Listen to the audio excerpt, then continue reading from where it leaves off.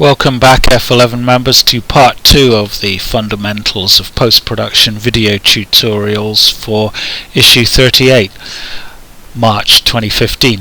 In part 1 I did 2 different raw conversions of this lady on the beach in Mui Nui in Vietnam.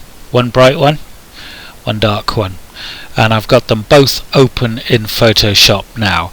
They are 16-bit TIFFs and I want to pull them together, merge these exposures.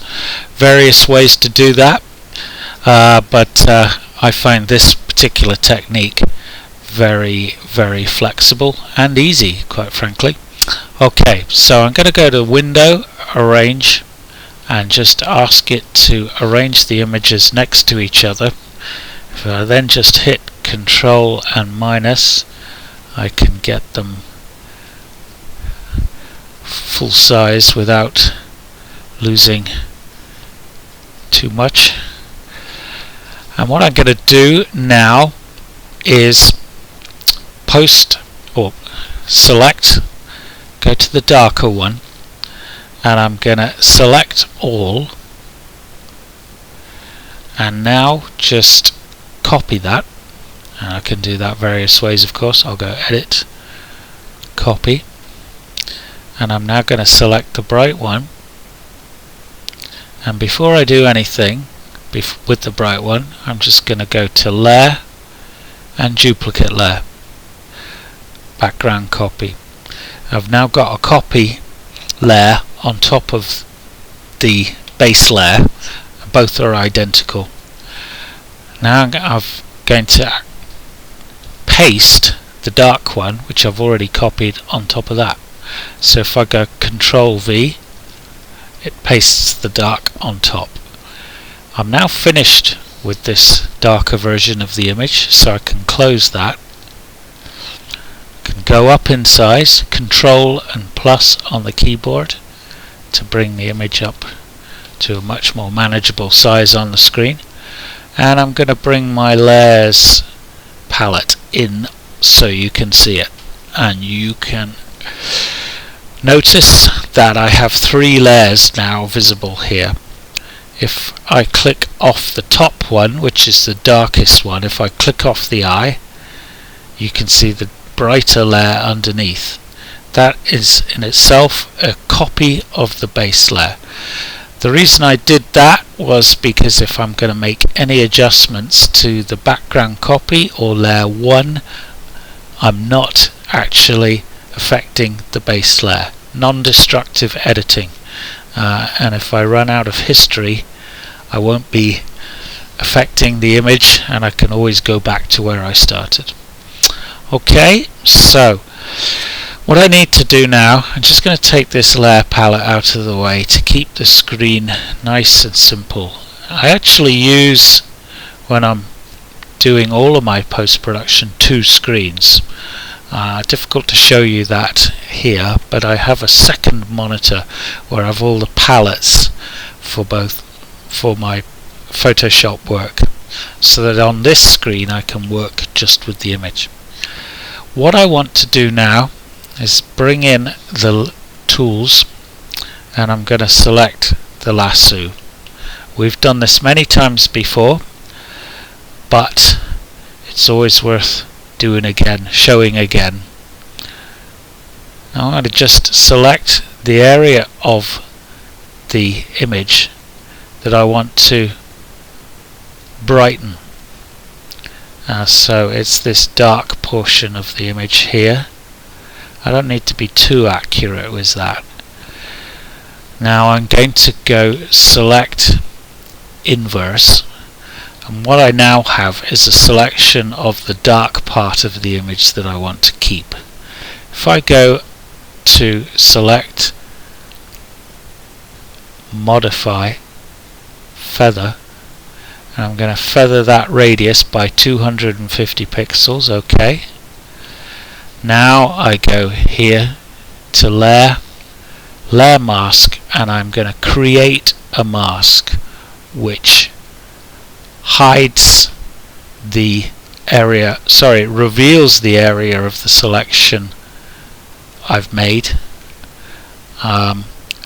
So if I go layer mask and reveal selection, what it's now done is we have a layer mask on the top dark layer, so that it's masked the area of the lady here, so that essentially you can see the dark bit in the background but not the bright bit of the layer underneath. Is that clear? It's kind of quite difficult to follow sometimes. It's almost easier to do it, but if I click the layer on and off, you see the effect. And here you can see the layer mask, so that the white is showing and the black is not. Okay, so at this stage I ask myself, what do I need to do to this picture? I might just need to modify that mask. Let's bring it back in here again. So if I make sure the mask is selected, what I'm going to do now is bring that over here,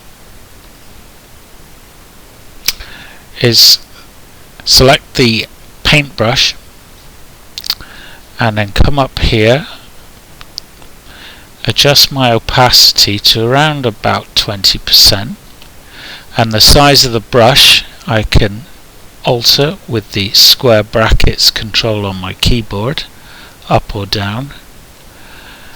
I've got a relatively soft edge to this brush here. You can see the hardness.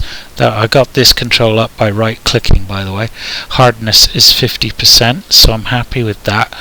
And what I'm going to do on this layer is paint in with the white, so that this area here, which is a bit too bright, is darkened down a touch. Why white? Well, you can see the white is where the selection is revealed, and the black is where it's masked. I just want to paint back a bit of this edge of this mask here, and if I look here, you can see what is this white over black, which is telling me at the moment I'm painting in white. If I wanted the opposite, to paint in black, I would hit the X button on my keyboard, comme ça. But I want it to be in white, and I'm just going to very subtly, I think you can see that there, paint in some of that edge there, which is just around the edge of the hat. The feathering is just causing a little bit, the faintest of halo effects. Very subtle, of course. What we're trying to do is create a mask to blend these exposures so that it all looks completely natural. Now you can see I've gone a little bit too far, because in here her shoulder's looking a little bit too dark.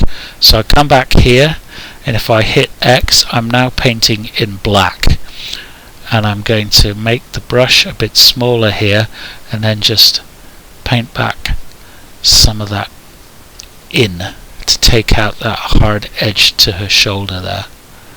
You can see how controlled you can be with this. Very, very subtle. And at this stage, really, I'm pretty much done with this picture. Let's just take that out of the way for the moment. I'll bring it back. What do I need to do to this image? Really nothing, because all the adjustments to the two layers has been done in Lightroom. All that I did used Photoshop for was merging these two layers. Now I could have done this by all sorts of different techniques, but this is the one I prefer. I find it so flexible, making layers and then doing adjustments to those layers and using a layer mask to control the blending. I would suggest with these kind of video tutorials it's worth watching again just to keep up with what I'm doing. So let's just recap here. I have a background layer, the bright image that was created with the adjustments in Lightroom. I have a background copy on top of it, just in case I need to do any adjustments to that background. In fact, I haven't. I have a top layer which is a darker image, and I've masked that so that the top layer is only showing the background, the darker part of the image that I want to balance with the bright foreground. And I've used that mask to make sure that the blending of the exposures looks natural and can't be seen. I've then fine-tuned that blending using the paintbrush tool. This is a technique I've done many times before in these video tutorials, but these video tutorials is not just about what can be done, it's why we do it. And every picture is different, and hopefully the more you see it, the more I do it, the better we all get at it. Okay, thank you F11 members, and always remember that we value your feedback and your ideas, so if there's anything you want to see being tackled in these video tutorials, or indeed anywhere else in the Chasing the Light online magazine, let us know. See you next month. Thank you.